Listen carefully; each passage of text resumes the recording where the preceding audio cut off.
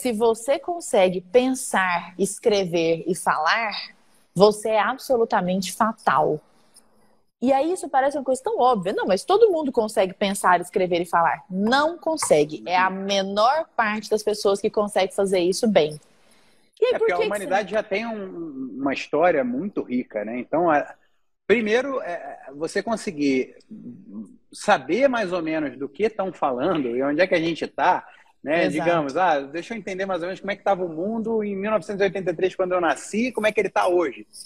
Entender isso é uma coisa, sei lá, é humanamente impossível. Então, o mínimo que eu posso fazer é explicar o pouco que eu tenho acesso, né? Explicar para mim e para os outros, consequentemente, o pouquinho que eu tive acesso. Sei lá, Exato. uma minha viagem é um pouco essa, assim. Ô, Duda, mas eu queria saber de você agora, como que você constatou, falou assim, caramba, para eu vencer minha timidez foi importante demais eu começar a dar uma atenção específica para a linguagem. Como é que foi isso? Eu Para você comecei a constatar fazer. isso. A minha primeira professora, ela era muito atriz de teatro clássica, de formação mais clássica, e ela era muito focada nessa parte os primeiros exercícios que ela passou, assim, que realmente me impactaram, eram as coisas mais simples do mundo, que é leitura em voz alta. É uma Nossa, coisa que é maravilhoso, ninguém faz mais.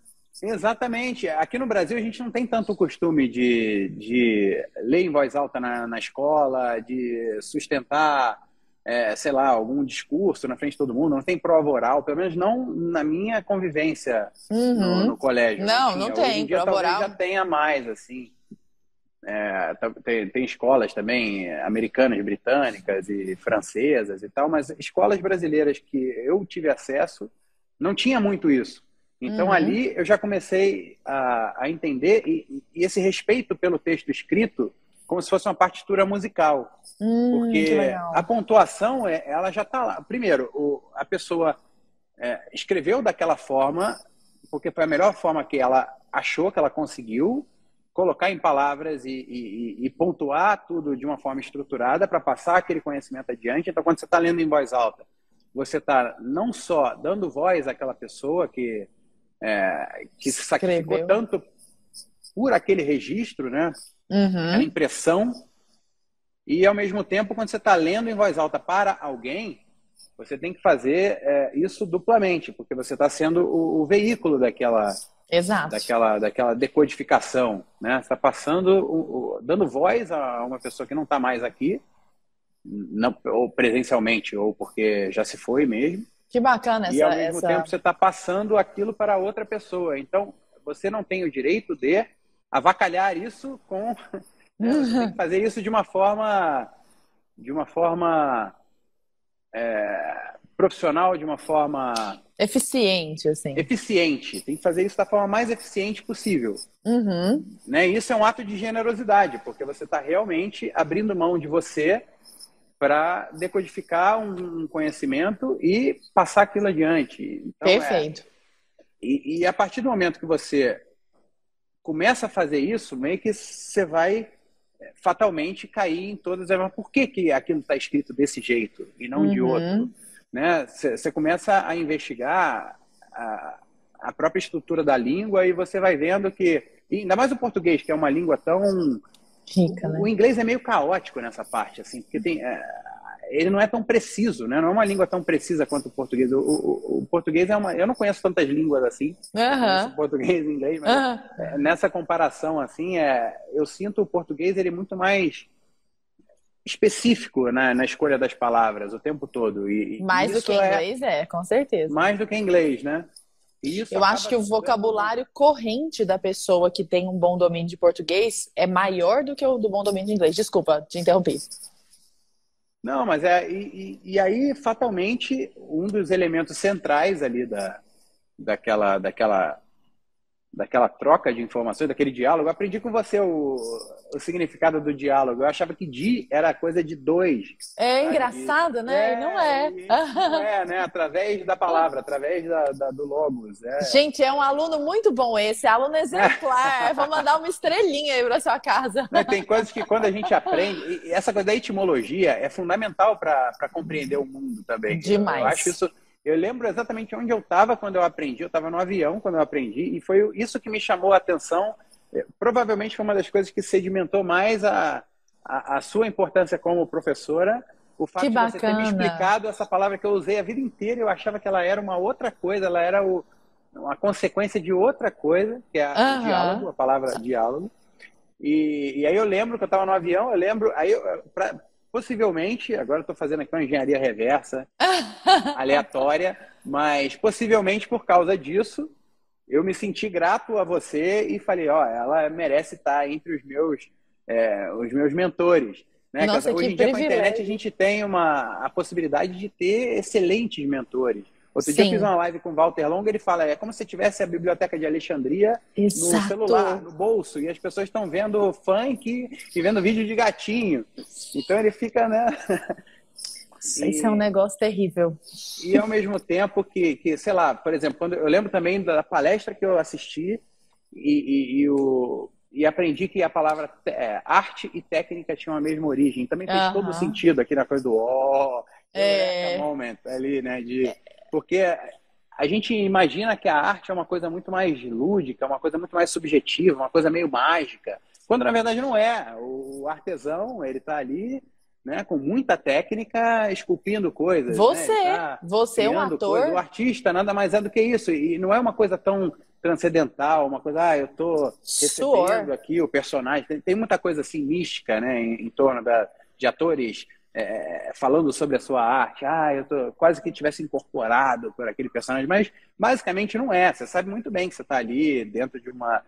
Você está fazendo uma novela, você não vai pegar. Fiz recentemente um comandante israelita no campo de batalha 200 antes de Cristo, sabe assim? Então você sabe que você não vai pegar uma espada e acertar no dublê.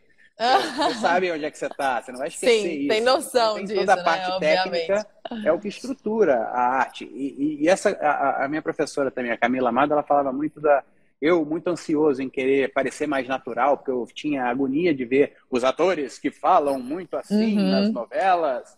E aí eu queria sempre puxar para o naturalismo. Então ela falava, primeiro a técnica você apreende, depois você transcende.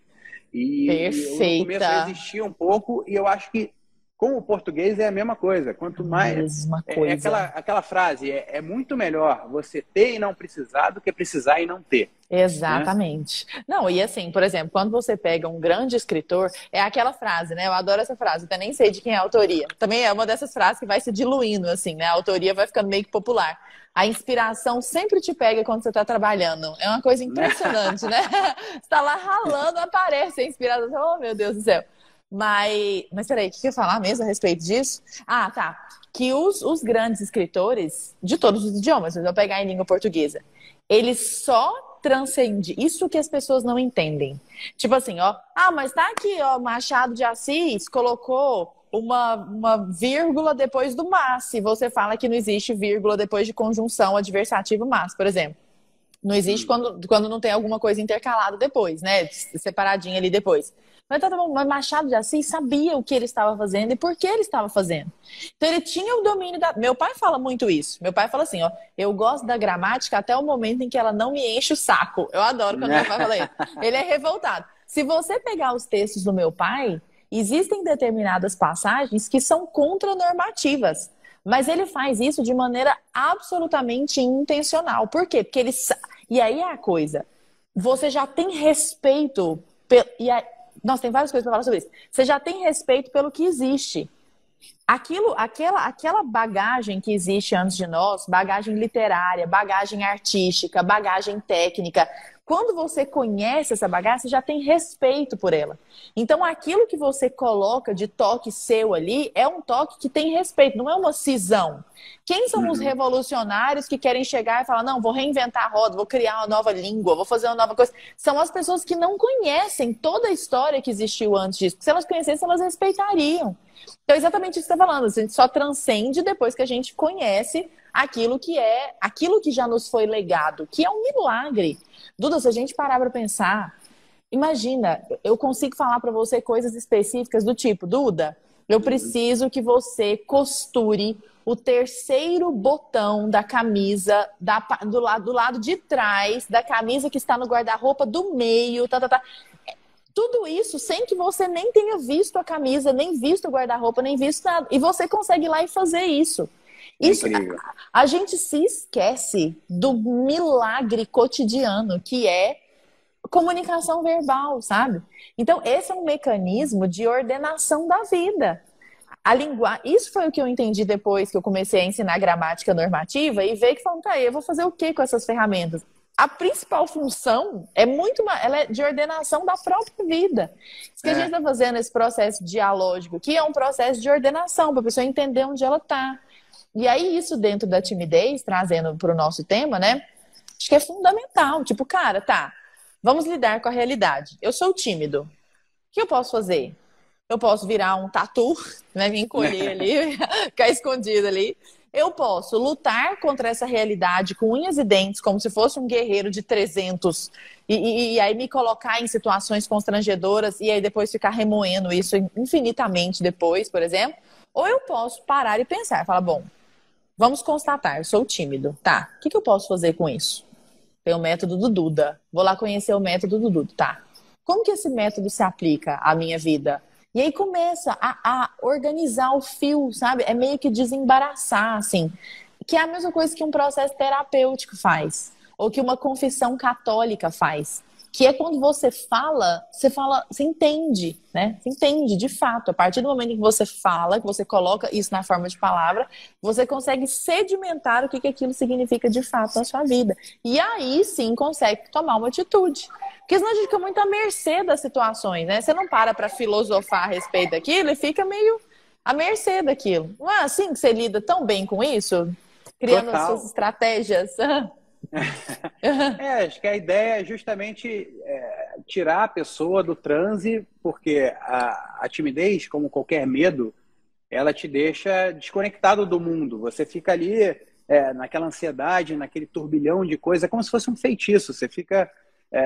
normalmente, o tímido, ele dá muito valor para as suas impressões emocionais, para o seu mal-estar, e ele começa a colocar... Não é nem uma lupa, uma lente, é um microscópio em cada detalhe. O Augusto Cury, o doutor Augusto Cury, fala muito bem isso. Ele é daqui. Daqui ele de daí, Ribeirão. né? Já ouvi, já fui em lançamento de livro dele. Até combinei de fazer uma visita a ele, eu tô devendo. Já faz pra gente também, puxa vida. Gente, mas você tá morando aí? Eu moro aqui, eu tô aqui agora. Ah, legal. Mas enfim, te atrapalhei, mas emocionada, fiquei emocionada, falei que legal. Não, eu quero te agradecer também por manter o fio da meada da live, porque eu tô tão empolgado aqui de estar trocando ideia contigo, que o papo foi longe várias vezes. Coisa boa. E aí você tá craque lá no podcast, né? Não, mas aí ali é muito... Nossa, ali eu tenho que manter mais concentrada, assim, anotando as coisas, porque eu perco o fio da meada. Porque eu fico emocionada demais, eu perco o fio. Mas o que o doutor Augusto Cury fala? Mas ele fala muito dessa coisa das janelas killers, que são, como ele coloca, a alegoria que ele faz para os traumas, assim. Quando você começa a viver uma coisa desagradável, é como se fosse uma cicatriz ali que rola dentro da sua inteligência e você cria essa cisão, esse rasgo ali, chamado de janela killer, e depois para você blindar isso, você tem que ir colocando um monte de janela light em volta, que seria através do conhecimento, e você... só que é muito ingrato, né? Igual, por exemplo, quando você está no trânsito, um carro passa do seu lado, você já acha que você está na pista horrível, que está todo mundo andando, menos você. O cérebro humano, ele é feito para... dá muito mais valor para as perdas do que para as conquistas, né?